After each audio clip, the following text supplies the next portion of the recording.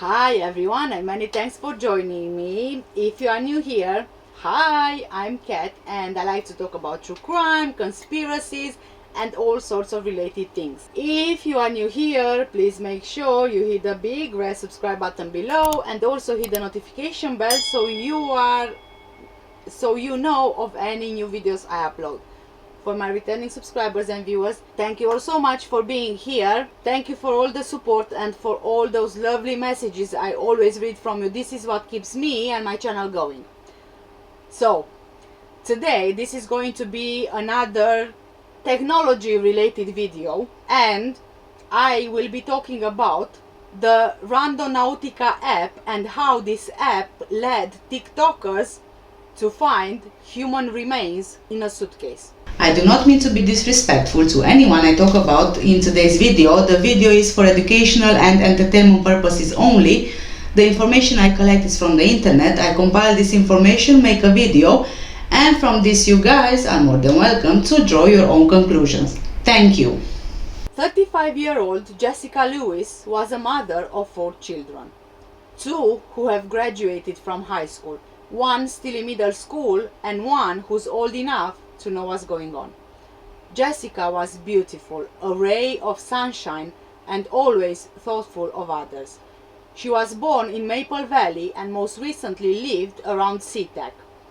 Jessica worked at Laura's Adult Family Home, an assisted living facility where she supported older and developmentally disabled adults. She just had the grace and patience to be able to do that. She had a big heart and was willing to help anyone who needed anything. Austin Wiener, 27 years old, was also a Washington native from Kent. Jessica and Austin had been in a relationship for about 8 years. They had hard times, but they always stuck through it together. Austin Wiener had faith, a big heart, and loved the outdoors and country music. Campfires, trucks, dogs, Jessica and his family. A group of teenage friends were exploring Seattle when they made a horrifying discovery under a bridge. Human remains packed into a suitcase. There you go, Carla. See, at least TikTok, at least once, is a good thing, isn't it? They helped find human remains. Yeah. In a video uploaded on TikTok, the teens can be seen laughing as they use a stick to poke the suitcase, not knowing what's inside. Once they manage to open it, they discover a foul-smelling trash bag, prompting the teenagers to call the police. "It stinks, you all," one of the teens can be heard saying in the TikTok video, which has been viewed more than 4 million times. The group's worst suspicions were later confirmed. Seattle police announced they were launching an investigation after verifying the suitcase did indeed contain a dead body. The teens were led to the suitcase by a new explorer app called Randonautica, which promises to turn the world around you into an adventure, according to its website. The app gives users, otherwise known as randonauts, a randomly generated set of coordinates in their local area to explore. Before traveling there, however, users are encouraged to set an intention or a goal with the theory that once they get to their destination, they will find something relevant to what they had thought. The randonauting trend has especially become a popular way to explore during the lockdown, with more than 1 million people downloading the app in June 2020. According to its official website, Randonautica is the world's first quantumly generated choose-your-own-adventure reality game. A Seattle area landlord was arrested on suspicion of murdering a couple whose bodies were found by the teens following the adventure app. So I'm wondering, these teens, did they put the preference like I want to find the murder scene or something like that? Documents filed on 24th of August 2020 in Kings County Superior Court allege that Michael Lee Dudley, 62 years old, fatally shot Jessica Lewis, 35 years old, and Austin Wiener, 27 years old, in the room they were renting, in a house he owned in Berrien. Michael Dudley admitted to police that he argued with them about unpaid rent. The bodies, stuffed in a suitcase and a duffel bag, were found on June 19th at the West Seattle beach. Seattle police found the two near Dawamish Head after receiving a call of a suspicious bag on the beach. They also found another bag in the water. A video the teenagers who found the suitcase posted on TikTok shows them investigating a suitcase on the rocky shore, first laughing and joking, and then becoming serious and calling 911. According to the medical examiner's office, Jessica Lewis' cause of death was from multiple gunshot wounds, while Austin Wiener died of a single gunshot wound. Officials estimated the two died around June 10, 2020. Police have said little about the ongoing investigation. The investigators' report said fingerprints were used to identify Jessica Lewis and Austin Wiener. When police contacted their family members, they learned that the pair were not seen since early June and were living in Michael Dudley's house in Berrien, just west of the Seattle airport. Police had gone to the house on June 9th after receiving a 911 call from a neighbor who heard yelling and gunshots. Nobody answered the door, and officers didn't pursue the matter further. Investigators later found bullet holes in a wall at the home and traces of blood. A woman who said she was in the house on June 9th told police of seeing a bloody hand protruding from under a pile of clothes. She said when she confronted Dudley about what she saw, he told her, "Let's just put it this way, his gun misfired and mine didn't." Michael Dudley was charged with 2 counts of murder in the second degree. He remains in custody. His bail has been set at $5 million. A bail hearing in King County Superior Court was held on March the 3rd for double murder suspect Michael Dudley, charged with second-degree murder of Austin Wiener and Jessica Lewis last June. The arrest was made in August. The crime drew international attention since it involved killing and later dismembering the bodies, putting them in garbage bags, then suitcases, then disposing of them in local waterways.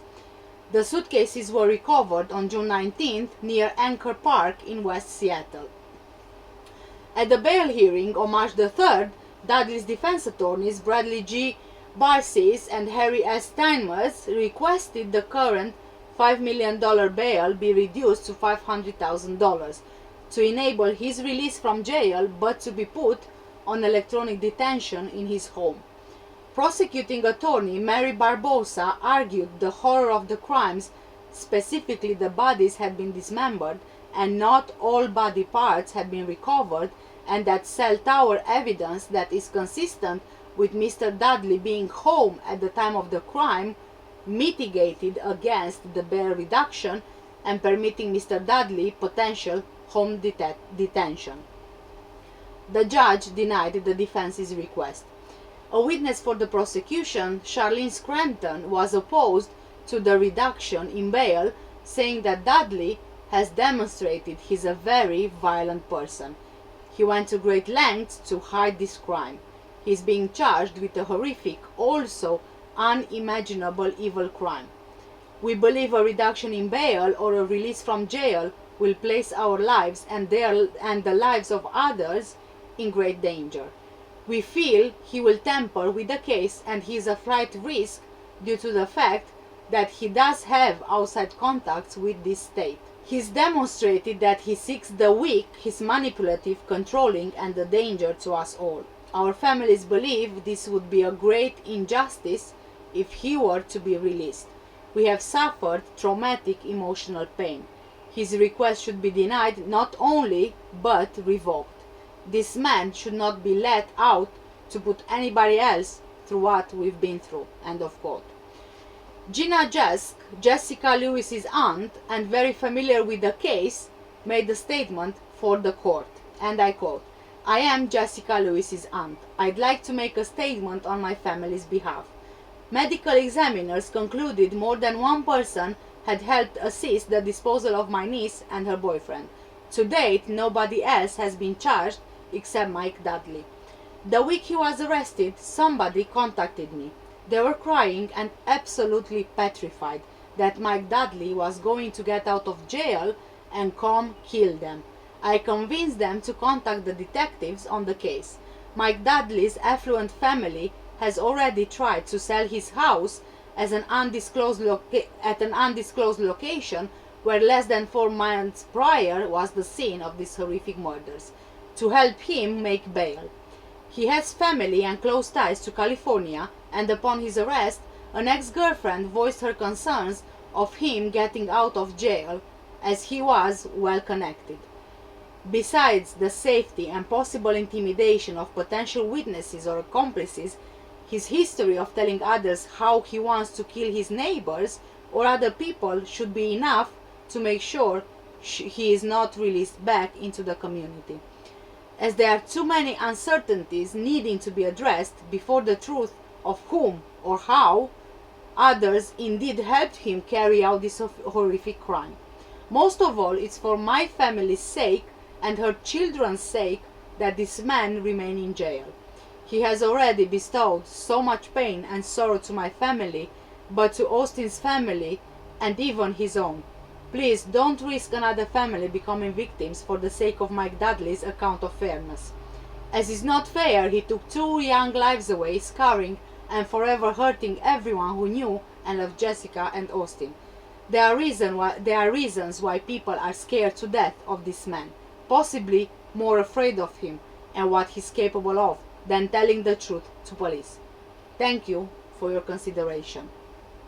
And I have reached the end of my video. In this instance, actually social media helped bring justice to Jessica and Austin. So not all of the time social media is a bad thing, but it has also been proven to be dangerous. Anyway guys, thank you so much for watching today's video. Please, I'll see you in my next one. If you haven't done so already, please make sure you hit the big red subscribe button below and also hit the notification bell so you know of any new videos I upload. Thank you so much. Stay safe and take care. Bye.